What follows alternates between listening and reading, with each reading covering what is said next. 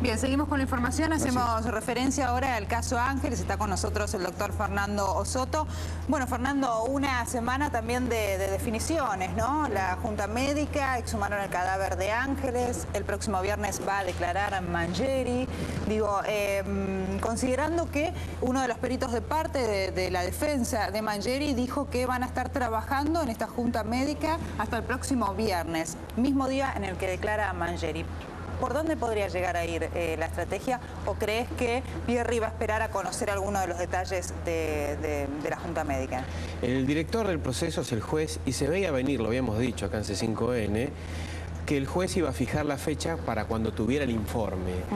Porque le va a hacer saber todas las pruebas que ya están en el expediente, los informes de ADN, los informes que hay de todas las pericias técnicas y fundamentalmente esta pericia, que es fundamental, porque en esta se va a determinar si hay indicios. El juez es el que va a decir si hubo o no abuso sexual o contexto de abuso sexual, pero si hay pruebas en el cuerpo de Ángeles de un contexto de abuso sexual. ¿Qué es contexto?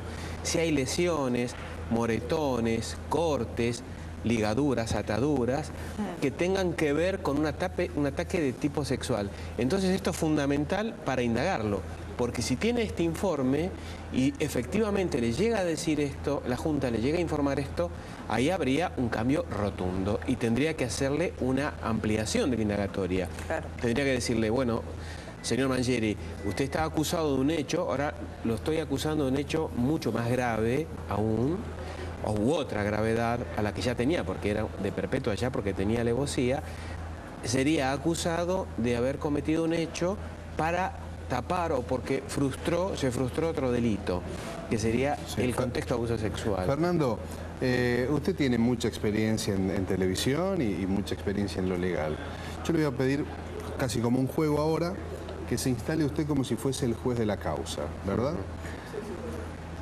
Si usted fuese el juez de la causa, con los elementos que al menos trascendieron, como por ejemplo el ADN positivo en una de las uñas del cadáver de Ángeles Rawson, el in situ del portero en el momento, en el horario en la que ella ingresa al edificio y demás detalles que tiene el juez que por eso lo deja imputado, ¿usted lo condenaría ya con los elementos que hay si, por ejemplo, ahora además la Junta Médica demuestra que hubo señales de ataque sexual aunque no se ha concretado? ¿Usted lo condenaría ya con estos elementos? El juez en esta etapa lo manda a juicio oral, no lo condena, sino que lo manda a juicio oral, con elementos que son muy fuertes, inclusive para una condena. Pero no lo condena porque no quiere, porque si quisiera No, porque el proceso penal, está bueno para aclararlo, tiene dos grandes etapas. La primera, Adrián, que es el proceso escrito, se llama sumario, y se hace todo escrito y no se hace el juicio oral. En esta etapa el juez tiene que decir si hay un hecho que es delito, podría haber un suicidio o una muerte accidental, no lo es, la muerte de Ángeles es un homicidio, y si alguien es sospechoso, y determinar si existen eventuales autores, cómplices o encubridores. Esto es la primera etapa. Cuando el juez tiene probado en principio como posible, lo manda a juicio oral. Sí. Y ahí sí se hace un debate amplio, el famoso juicio oral, y ahí sí, blanco o negro, se absuelve o se condena. Ahora, para determinar esta parte, el juez, está bien la pregunta, porque el juez tiene que tener elementos. Pero un detalle, a los juicios siempre se llega, ¿se puede llegar con condena previo al juicio oral? No, es la condena en el juicio oral. Okay. Está bien esto porque la gente dice, bueno, lo condena, se hace sentencia. No, hay un paso previo, muy importante, ¿no? Porque si va a juicio con un ADN confirmado, es muy difícil luego salir absuelto en un juicio oral. Podría hacerlo, ¿por qué no? Pero digo, un ADN es una prueba fundamental. Entonces, si tiene un ADN y la defensa que dice, mire, yo cuestiono este ADN, para mí está mal, esto es nulo, está mal hecho, tiene que atenderlo, ya lo hizo. Revisar todas las cadenas de custodia, todos los recibos, pedido todo, dijo, no, mire, yo tengo todo perfectamente acreditado, se lo rechazo. La Cámara, que son 3 jueces que están arriba de este juez, le van a decir si lo hizo bien o lo hizo mal. Eso por un lado. Y por otro lado, para imputarle un abuso sexual o un contexto de abuso sexual, aunque un juez lo piense, es una persona, podría pensarlo, pero no basta con eso. Necesita tener un informe escrito de alguien con autoridad, que son los médicos forenses, que le digan, mire, tenemos esta lesión, esta, le hizo 72 preguntas para determinar esto. porque la querella, que es la familia del papá, Franklin Rawson, a través del doctor Anuse le dijo: nosotros estamos convencidos de que hubo un ataque sexual, no un contexto, un ataque sexual. No es que había lesiones de experiencia sexual de antigua data, fue un abuso sexual concretado.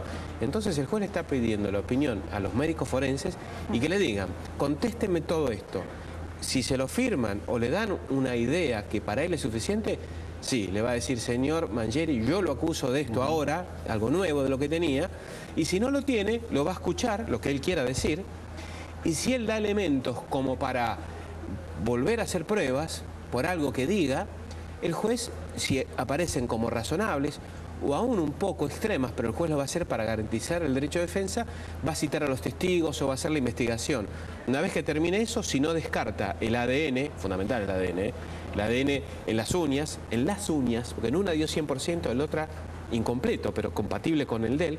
En la soga, un ADN incompleto, pero compatible, donde no se descarta Mangieri. Y además otros elementos de prueba que hay, no es el único, sino todo lo antes de la detención y lo posterior. La aspiradora, que todavía faltan las pruebas, las llamadas, en fin, hay un montón de elementos sobre esto. Ahí sí lo escucharían lo que diga. Ahora, yo decía, la defensa de Mangieri, digamos, cuestionaba el procedimiento por el cual se tomaron parte de las muestras de ADN. Digo, lo ponen en duda. ¿Hay forma de revertir este resultado? Si es que el juez dice: bueno, pudo haber un error en el procedimiento cuando se tomaron las muestras, ¿no? Pudo haber un error. Digo, ¿qué respuesta le da a la defensa? ¿Se puede revertir? Porque en función a lo que veníamos escuchando en las últimas horas, no hay restos, digamos, de ADN como para poder realizar nuevamente este análisis. Sí, el juez le pidió a la Junta si pueden obtener nuevos elementos de ADN debajo de las uñas o en otras partes del cuerpo ADN del agresor, no de Ángeles. Es muy difícil porque en 2 meses se contamina con bacterias, microbios propios de un cuerpo muerto. Pero respecto de la pregunta, si se puede anular, en realidad yo escuché al perito de la defensa, Boselli, el perito genetista, en un reportaje en el programa de Feynman, que le preguntó a Feynman si usted cree que se puede implantar el ADN, y él dijo que no. Que se puede implantar, pero en este caso le preguntó si estaba implantado, dijo que no. La defensa no está impugnando el ADN implantado. O sea, una cosa es que lo sospechemos nosotros, que digamos que está bien, otra cosa es que el propio perito de la defensa diga: no está implantado el ADN. Si no está implantado, bueno, apuntan a la contaminación. Claro. Hay que probarlo, no basta con decirlo. Un error de procedimiento, Tienen que probarlo. Una mala voluntad. Yo insisto en ponerlo en la posición del juez, ¿no? Sí. ¿Por qué? ¿Qué pasa si la Junta, como también dijo hoy uno de los peritos, determina que Ángeles murió producto de las lesiones en la compactadora y no de la agresión física? Dijo hoy uno de los peritos, para mí murió luego de una larga agonía en la compactadora. ¿Cuál es la diferencia si usted, doctor Soto, fuese el juez en una condena hipotética ante el acusado, si la mató en el momento de la agresión o si finalmente muere en una compactadora horas después? Es que los peritos de la defensa insisten en, obviamente, defender esa teoría, que es la teoría de la primera hipótesis. Y ellos defienden, no, para mí nosotros coincidimos con la autopsia del doctor Konopka. Sí, porque le da alguna salida a Mangieri. ¿Cuál sería? Es una hipótesis, pero ¿cuál sería? La creyó muerta. Estamos hablando de hipótesis, no estamos diciendo que estamos acusando de hipótesis. La creyó muerta, a veces pasa, hubo muchos casos así. Y cuando la creyó muerta, se descartó de un cuerpo y en realidad cuando descartó el cuerpo estaba matando y cuando creyó que mató, no había matado, sino que tenía una lesionada grave. ¿Y eso cómo impacta en una condena? Se discute mucho en doctrina. Tiene un nombre extraño, se llama aberractio ictus. Aberractio ictus. Error en el golpe sería la traducción, ¿no? Para que se entienda. Es cuando alguien mata a alguien, pero en realidad no lo mata, está vivo, se descarta el cuerpo, lo entierra, lo tira al río y ahí mata. Entonces hay distintas posturas. Algunos dicen, no, en realidad hay una tentativa de homicidio, la pena se reduce de 1/3 a la mitad, muy grande la diferencia, y en perpetua a 15 años, o sea, de perpetua a 15 años. Hay una tentativa de homicidio, lesiones culposas, porque en realidad no es cuidadoso.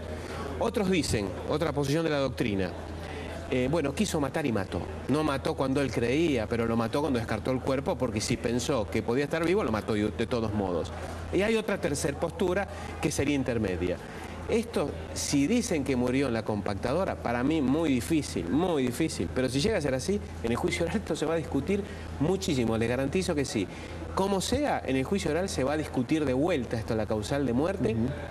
Y hay algo más, el juez le pidió la hora precisa de la muerte, porque hay un horario amplio, entre las 10 menos 10 de la mañana y aproximadamente las 18 horas, que es cuando habría sacado los residuos a la vía pública, Mangieri, estimativamente ese horario. En ese horario no se sabe cuándo murió. Y tiene ligaduras que el juez también preguntó que le confirmen, aunque ya lo había dicho, que era el médico autopsiante, que demuestran que fue atada en vida. Si esto fue así, pudo haber estado secuestrada y privada de su libertad mucho tiempo. Claro. Entonces, esto tiene que ver también con el accionar. Fernando, que ya nos estamos yendo. ¿Vos tenés una más, Agos? Porque nos quedan 2 minutitos. Sí, 2 minutos, sí, y lo despedimos también al doctor. Sí, sí. Okay. No, la pregunta sobre Opatowski, que hoy declaró. Una persona que notábamos hoy claramente en contra del portero, ¿no? A pesar de que hasta aquí su discurso siempre había sido más amigable, hasta llamándolo por el nombre de pila, una persona con la que compartió 10 años en ese edificio, y hoy dijo que estaba ante un psicópata. Sí, es posible, es difícil de entender, ¿no? De descifrar la personalidad de la familia en estas circunstancias. Insisto en ser respetuoso del duelo, del dolor, cada cual lo lleva a su manera, hay que estar en ese lugar y hay que asumir que a la hija o a un vínculo como el que tenía Opatowski la asesinaron de esa manera tan terrible. Si es así, bueno, lo está asumiendo y lo que está diciendo ahora es más esperable, ¿no? De una situación de la familia que lo que escuchábamos antes, que verdad, acá nos dijo que le costaba verlo como culpable y ahora está diciendo, no, si lo tengo enfrente, recién lo escuchamos hace un rato, yo lo partiría un palo en la cabeza, así literalmente, dijo. Bueno, esto es más esperable. Es un psicópata. Es un psicópata, sí. Pareciera como que está cayendo, si es así, ¿no? Bien. Como siempre, un placer, doctor Soto. Muchísimas gracias. Gracias a ustedes. Y nosotros hemos llegado al final de nuestro punto de noticias. Así es, Agos. Nos vamos hasta mañana, si Dios quiere. Gracias.